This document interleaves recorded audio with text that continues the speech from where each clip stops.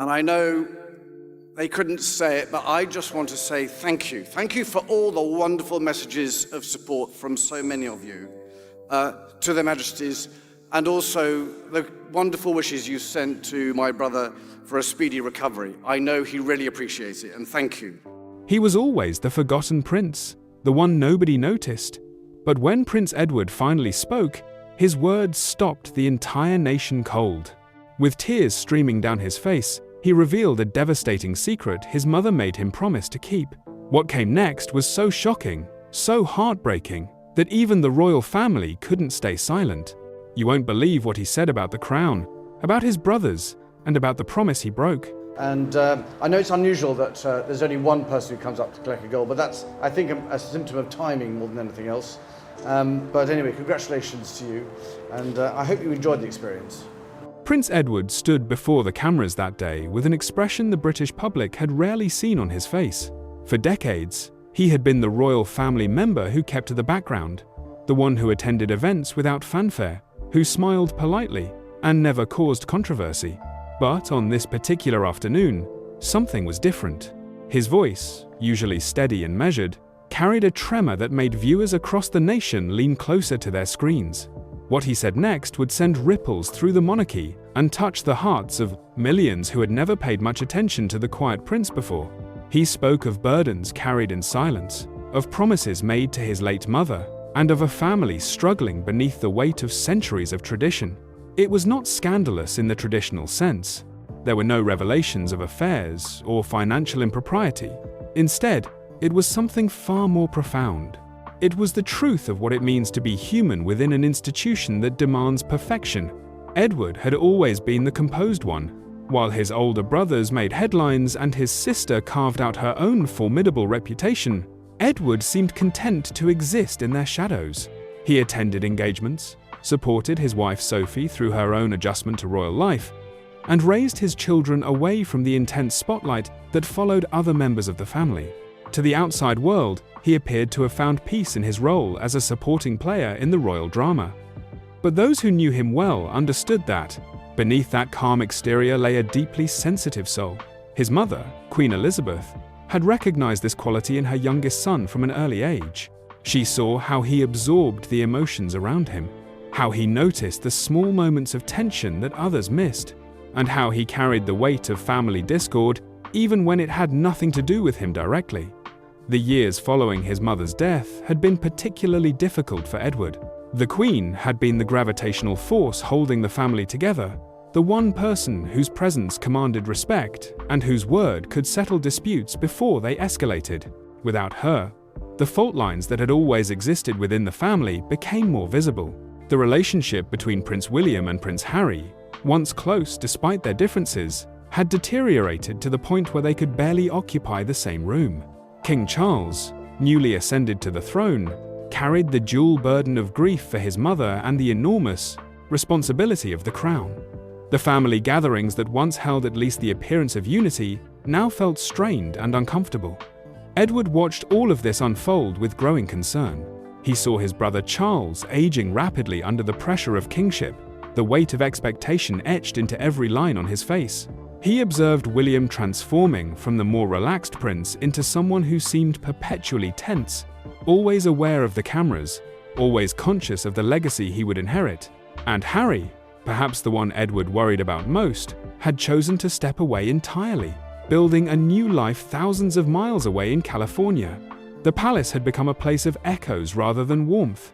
Conversations between family members grew shorter, more formal. The easy laughter that once filled private moments had been replaced by carefully worded exchanges that said everything and nothing at all. Even at events where the family appeared together, smiling for photographs and waving to crowds, Edward could feel the distance between them. They stood side by side but felt miles apart. During quiet moments in his study at Bagshot Park, Edward found himself thinking about his mother more frequently. He remembered the conversations they had shared, particularly in her final years when she seemed more willing to speak candidly about her fears for the family's future. She had once told him that he possessed the softest heart of all her children, and she worried that the rigid demands of royal life might harden it. He had promised her then that he would never let that happen, that he would remain true to himself even within the constraints of duty. But keeping that promise had become increasingly difficult. Every time he attended a royal event and put on the expected smile, every time he gave a carefully scripted speech that revealed nothing of substance, every time he watched his family members interact with polite distance rather than genuine affection, he felt a small part of himself retreat further inward. The silence that he had once viewed as a form of strength now felt like a prison of his own making. His wife, Sophie, noticed the change in him. After years of marriage, she could read his moods even when he tried to hide them. She saw how he would stare out windows lost in thought, how his responses to simple questions sometimes came after long pauses, as if he had to pull himself back from somewhere far away. She knew that something was building inside him, some pressure that needed release before it became unbearable. The photographs from recent royal events began to tell a story that words could not. In images that spread through newspapers and online publications, Edward's expression appeared different than it had in years past. Where there had once been contentment, observers now saw something that looked like sadness. His eyes, which had always been kind, now carried a depth of emotion that suggested inner turmoil. One particular photograph captured him standing slightly apart from the rest of the family, his gaze distant, his posture suggesting isolation even in a crowd. Journalists and royal commentators began to ask questions. Was something wrong with the Earl of Wessex? Had there been a falling out within the family that the public did not know about? The speculation grew, but the palace remained silent, offering no explanation for the change that people were beginning to notice in the once unshakable prince. Inside the palace walls, no one directly addressed what was becoming increasingly obvious. The royal family had perfected the art of not discussing uncomfortable truths, of maintaining appearances regardless of the reality beneath the surface. It was this very tendency, this insistence on projecting an image of perfection, that was slowly suffocating Edward. He had spent his entire life playing by these unspoken rules, and he was beginning to realize that the cost of maintaining that facade was becoming too high. Late one evening, after another event filled with forced smiles and empty pleasantries, Edward stood alone in one of Windsor Castle's long corridors. The portraits of his ancestors lined the walls, stern faces looking down from their frames.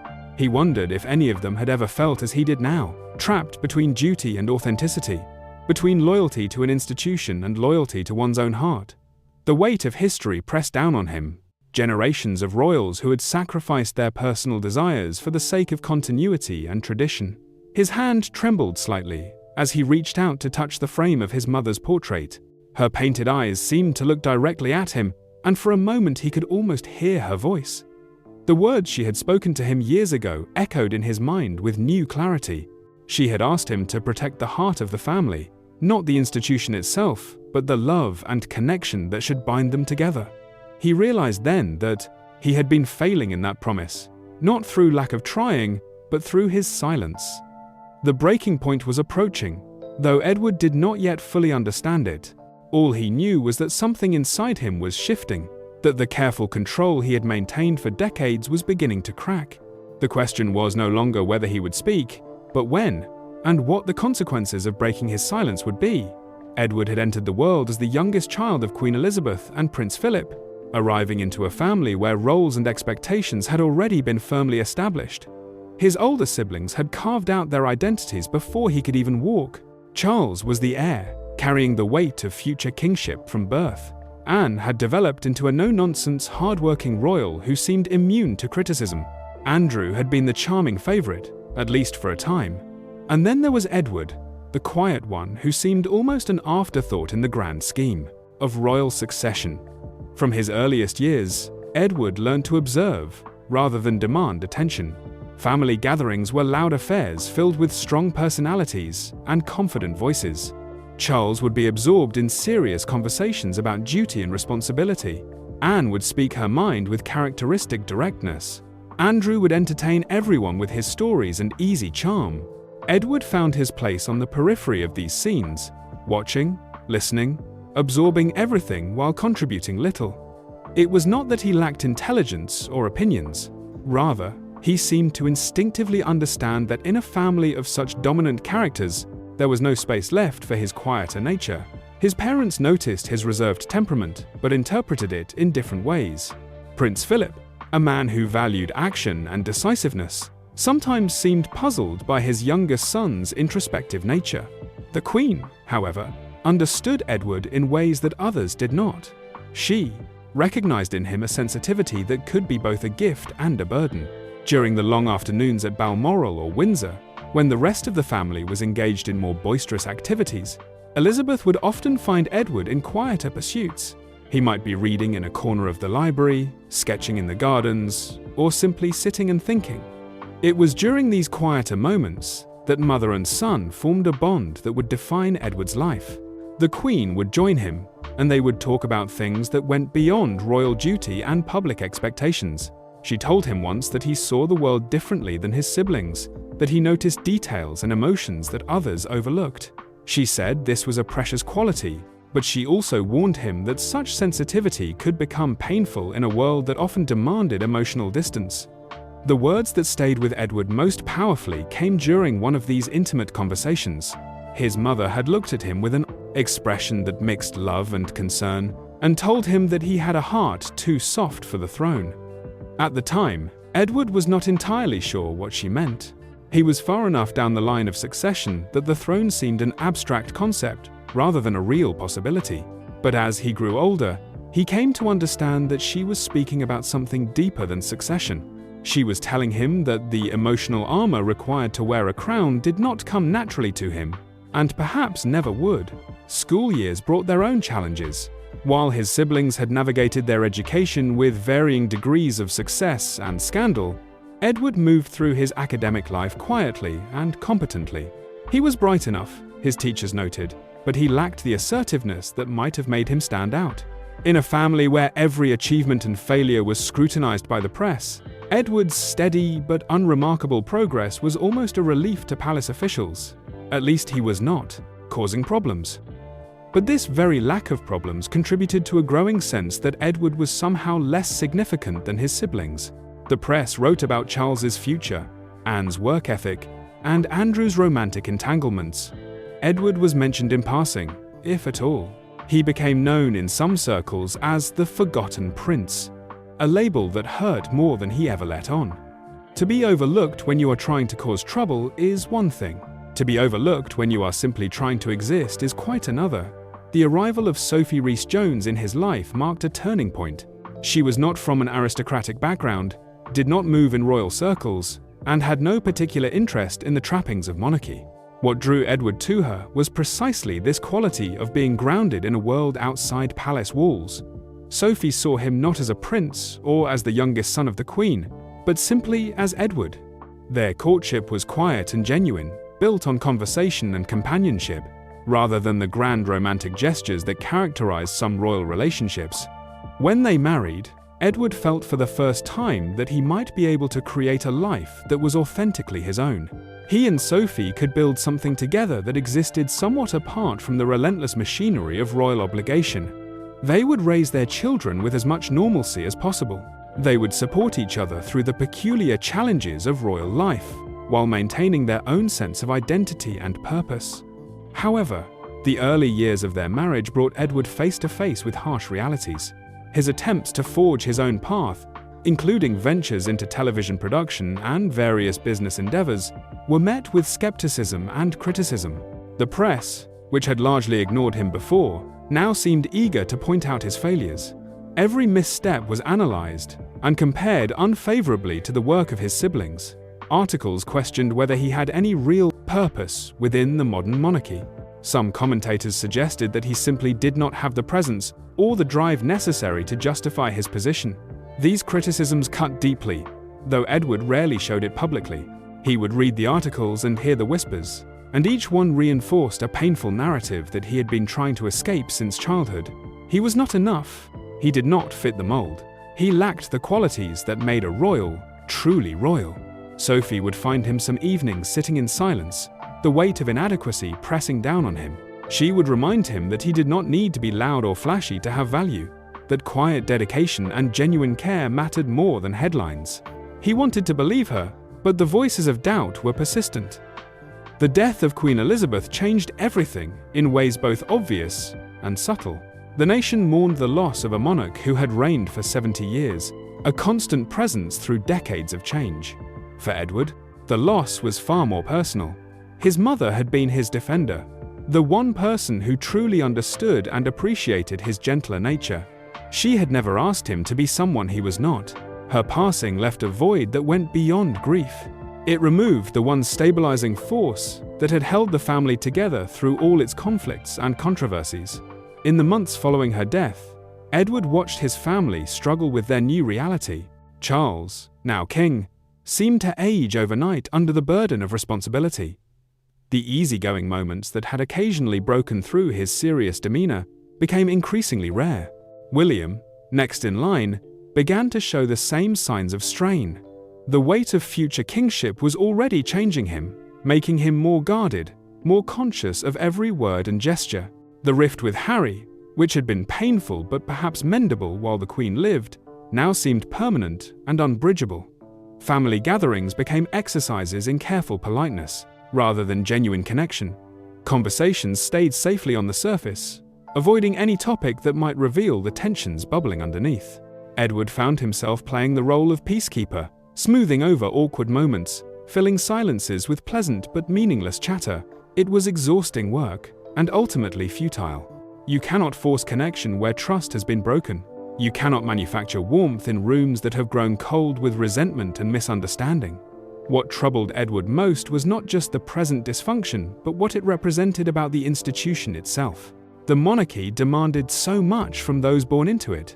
It required them to subordinate their personal feelings to public duty, to maintain appearances regardless of private pain, to smile and wave even when their hearts were breaking. His mother had done this with remarkable grace for her entire life. But Edward was beginning to question whether such sacrifice was sustainable across generations. Was it right to ask human beings to suppress their humanity for the sake of tradition? Late at night, when sleep would not come, Edward found himself thinking about a conversation he had overheard years ago. Palace staff discussed the family in hushed tones, not realizing he was nearby. One had said that Prince Edward was too sensitive for royal life, that he felt things too deeply. At the time, he had been hurt by the observation. Now he wondered if it was actually true, and if being sensitive in a world that valued stoicism was such a terrible thing. Perhaps the problem was not his sensitivity, but a system that had no place for it. Sophie remained his anchor through all of this. She had her own challenges adjusting to royal life, her own moments of doubt and frustration, but she never lost sight of what mattered most. One evening, as they sat together after another difficult family event, she took his hand and said something that stayed with him. She told him that authenticity was not a weakness, that being true to oneself required more courage than hiding behind a carefully constructed facade. He looked at her and realized that she was right, but he also knew that acting on that truth would require him to break rules that had governed his entire existence. The secret Edward carried was not scandalous in any conventional sense. It was simply this: he had seen clearly, perhaps more clearly than any of his siblings, the human cost of royal life. He had watched his mother sacrifice personal happiness for duty. He had seen relationships within the family crumble under the weight of expectation. He had felt his own spirit slowly crushed by the demand to be something other than himself. And he had come to understand that unless someone was willing to speak this truth aloud, the pattern would continue, generation after generation, until there was nothing left but empty ritual and profound unhappiness. The atmosphere inside Buckingham Palace felt unusually tense in the afternoon when King Charles called for a private family meeting. Staff members moved through the corridors with practiced efficiency, but there was an undercurrent of unease that even the most stoic among them could not entirely hide. These gatherings of senior royals had become less frequent since the Queen's death, and when they did occur, they rarely produced anything resembling harmony. This particular meeting had been described as a discussion about the future direction of the monarchy, but everyone understood it was really about damage control. The world beyond the palace gates had grown increasingly vocal in its criticism. Public opinion polls showed declining support for the monarchy among younger generations. Newspapers ran endless commentary pieces about the family's divisions, particularly the ongoing estrangement of Prince Harry. Social media buzzed with debates about relevance and cost. The institution that had seemed unshakable during Elizabeth's reign now appeared vulnerable in ways that made palace advisors deeply nervous. Edward arrived with Sophie by his side, her presence providing the quiet support she always offered. As they entered the ornate room where the meeting would take place, Edward noticed the seating arrangement. Charles at the head of the table, Camilla beside him, William and Kate positioned nearby. The geography of the rooms seemed to reflect the hierarchy and alliances within the family. Edward and Sophie took their places, and he felt the familiar sensation of being peripheral, present but not central to whatever decisions would be made. King Charles opened the discussion with remarks about unity and the importance of presenting a strong front to the public. His voice carried the weight of his new role, but Edward could hear the exhaustion beneath the authority. Charles spoke about maintaining traditions, upholding standards, and ensuring that the monarchy remained above the petty squabbles that consumed ordinary families. It was a speech Edward had heard in various forms throughout his life, the constant refrain that duty must come before personal feeling. Camilla attempted to soften the tone, suggesting that perhaps what the public wanted was to see more warmth from the family, more evidence of genuine connection. Her words were carefully chosen, diplomatic, but they seemed to fall into the space between them without taking root. William nodded politely, but said little at first. Kate looked thoughtful, her expression suggesting she was measuring each word she heard against some internal standard. The conversation moved through various topics related to public engagements, charitable work, and media strategy. Edward listened, as he always did, contributing occasional comments when directly asked, but mostly observing the dynamics at play. There was a choreographed quality to these discussions, everyone playing their expected roles, careful not to step on toes or venture into territory that might provoke real disagreement. Then William spoke about consistency and the need for discipline in how the family presented itself. His words were measured but firm. He talked about how every misstep by any family member reflected on all of them, how emotional displays or public confusion undermined the stability that people expected from the crown. The subtext was clear enough. He was talking about Harry, about interviews and revelations, about the danger of letting personal grievances become public spectacle. Edward felt something shift inside him as he listened. The careful language, the emphasis on control and appearance, the implicit message that feelings should be suppressed in service of image.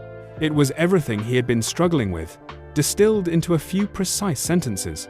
He looked around the table at these people he had known his entire life, and suddenly saw them not as family but as fellow prisoners of a system none of them had chosen. Charles made a comment, then, casual in its delivery, but heavy in its implications. He spoke about accepting that some relationships were beyond repair, that some people had made their choices, and the rest of the family needed to move forward without them. He did not mention Harry by name, but everyone in the room understood exactly who he meant. There was a finality in his tone, a door closing on possibility. Edward found himself speaking before he had fully decided to. His voice was quiet at first, asking whether it was really Harry's fault alone, whether the family bore any responsibility for the fractures that had developed. The room went still. Charles looked at him with an expression that mixed surprise and irritation. William's jaw tightened. Even Sophie glanced at her husband with a slight alarm, knowing that he was crossing an invisible line. But having started, Edward could not stop. The words came more easily than he expected, as if they had been waiting just beneath the surface all along. He talked about unity being more than just appearing together for photographs. He spoke about how they had forgotten to be human with each other, how the constant emphasis on duty and tradition had created walls between them that grew higher each year. His voice remained calm, but there was an intensity in it that none of them had heard before. William challenged him, asking if he thought being human meant airing private pain in public, suggesting that such behavior was chaos rather than strength. Edward turned to face his nephew directly and said something that seemed to surprise even himself. He said that pretending to be perfect was what was truly destroying them, that the world did not see strength in their carefully maintained facades, but rather coldness and distance. Camilla shifted uncomfortably. Charles's face had gone rigid with displeasure, but Edward continued, his words gaining momentum. He asked what they were protecting by hiding their hearts. He suggested that people did not want perfection from their royal family, but rather authenticity, evidence that the people who represented them were capable of genuine feeling and connection. He spoke about his mother, about what she had truly valued, and how it was not the crown itself, but the love that should bind a family together. The silence that followed was profound and uncomfortable. Charles demanded to know what had gotten into Edward, his voice echoing in the high-ceilinged room. Edward met his brother's gaze and said simply that perhaps he had finally had enough of pretending. The statement hung in the air like smoke, impossible to ignore or dismiss. Edward excused himself then, needing air and distance from the tension he had created. He walked through the palace corridors alone, his footsteps echoing against marble floors. Portraits of ancestors lined the walls, generations of royals staring down with stern expressions. He wondered how many of them had felt trapped as he did now, bound by expectations that left no room for authentic feeling or honest expression. When he reached a small side table near his private study, his attention was caught by items recently retrieved from his mother's personal effects. Letters and photographs were being sorted for preservation, pieces of a life carefully documented. Among them, Edward noticed an envelope with handwriting he would recognize anywhere. His mother's elegant script, marked only with a date from shortly before her death. His hands trembled slightly as he opened it.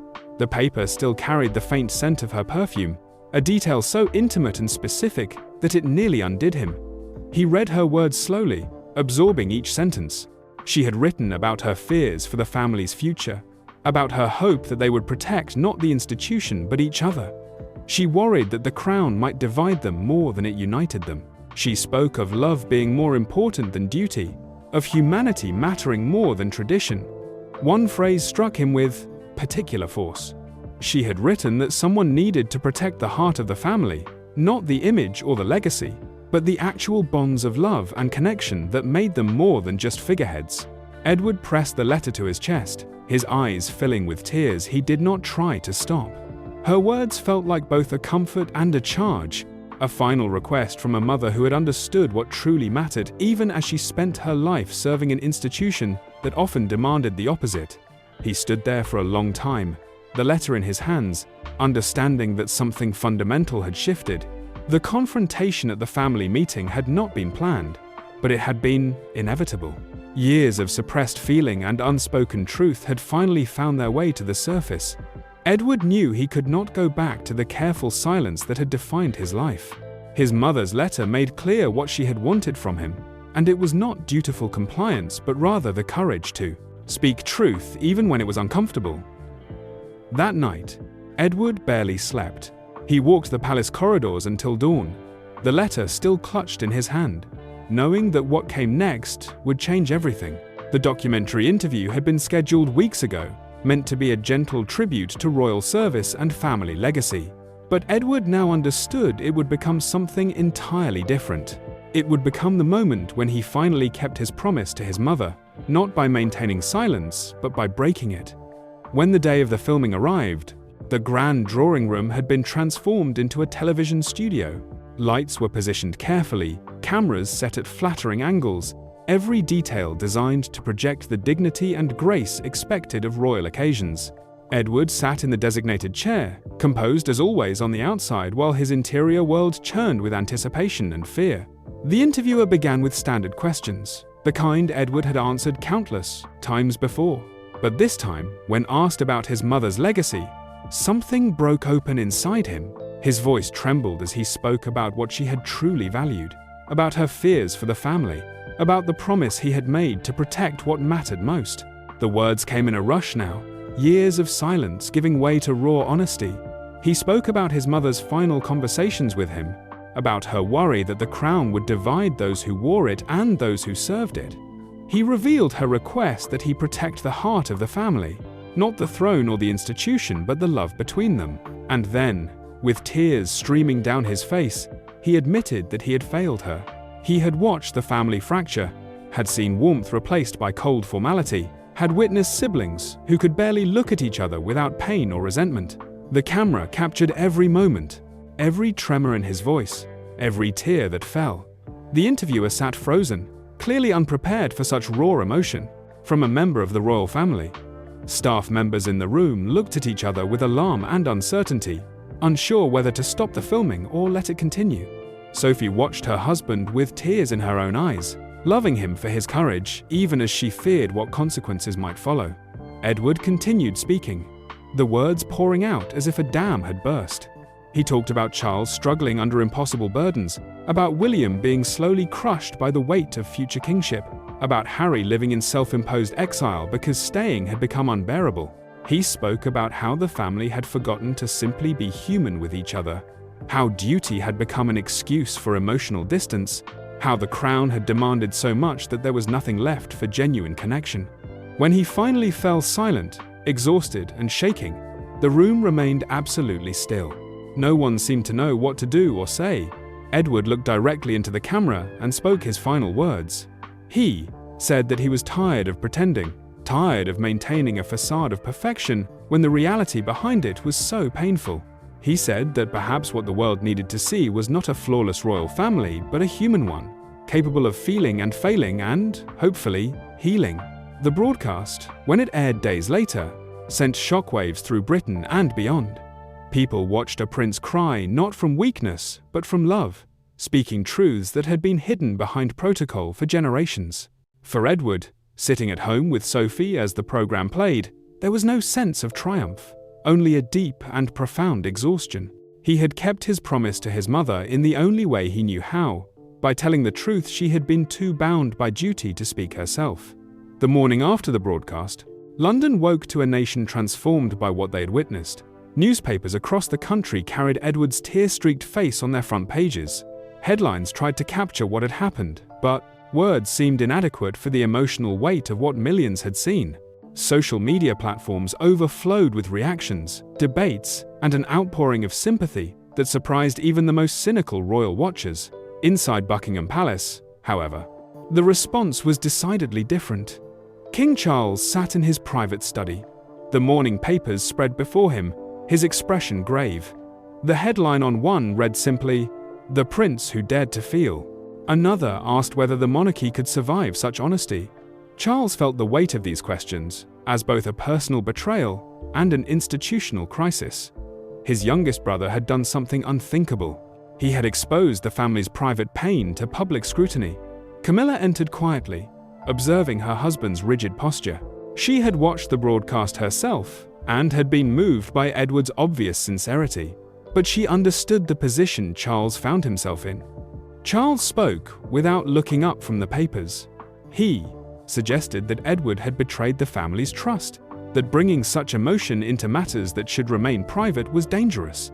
Camilla responded gently, noting that the public reaction had been overwhelmingly sympathetic. The people seemed grateful to see authentic feeling from a royal family member. At Kensington Palace, Prince William faced his own complicated response. He had watched the interview with Kate beside him, both of them silent as Edward's words unfolded. Part of William understood exactly what his uncle had expressed: the burden of duty, the weight of expectation, the sense of being trapped in a role with no possibility of escape. But William also felt the pull of loyalty to his father and to the institution they were all meant to serve. Kate touched his arm gently, suggesting that perhaps this was not about choosing sides, but about acknowledging truth. Thousands of miles away in California, Prince Harry watched the same footage with entirely different eyes. He saw in Edward's face something deeply familiar: the courage it took to speak when silence felt safer, the loneliness of standing apart from family expectations, the painful realization that authenticity might cost you the very relationships you most valued. Harry immediately reached for his phone and composed a message to his uncle, telling him that he understood that what Edward had done took real bravery. When Edward read Harry's message later that day, something in his chest loosened slightly. Sophie, sitting beside him in their home at Bagshot Park, smiled faintly and reminded him that at least one person in the family truly understood what he had tried to do. The palace response came in the form of a brief statement announcing that Prince Edward would be stepping back from some of his royal duties. The language was diplomatic, but Edward understood its real meaning. He was being distanced from the official machinery of the monarchy. Sophie asked if he regretted what he had done. Edward looked at her steadily and said that for the first time in his life, he felt he had done something that would have made his mother truly proud. Public reaction continued to build in the days and weeks that followed. Letters arrived at Bagshot Park by the thousands, people from all walks of life writing to thank Edward for his honesty. Many shared their own stories of family estrangement, of words left unspoken until it was too late. Edward read as many as he could, moved by the realization that his pain had somehow given others permission to acknowledge their own. He began dedicating more time to charitable work focused on mental health and family reconciliation. He visited community centers where people gathered to discuss the challenges of maintaining relationships across divides. He listened to their stories with the same gentle attention that had always characterized his nature, and he spoke about his own experiences with a candor that continued to surprise those who remembered the silent prince of earlier years. One autumn afternoon, Edward returned alone to Windsor Castle, making his way to St. George's Chapel where his mother was laid to rest. Inside, light filtered through stained glass windows. Edward approached the tomb slowly. He stood there for a long time before finally speaking aloud, his voice barely above a whisper. He told his mother that he had done what she asked, that he had spoken the truth even though it had cost him the comfort of family approval. When Edward finally stepped out of the chapel into the golden afternoon light, he felt something he had not experienced in years. Not happiness, exactly, but peace. The kind of peace that comes from living in alignment with your deepest values. He was no longer the forgotten prince, or even the quiet prince. He had become something perhaps more valuable, a reminder that even those born into the most rigid of institutions remain, at their core, beautifully and vulnerably human.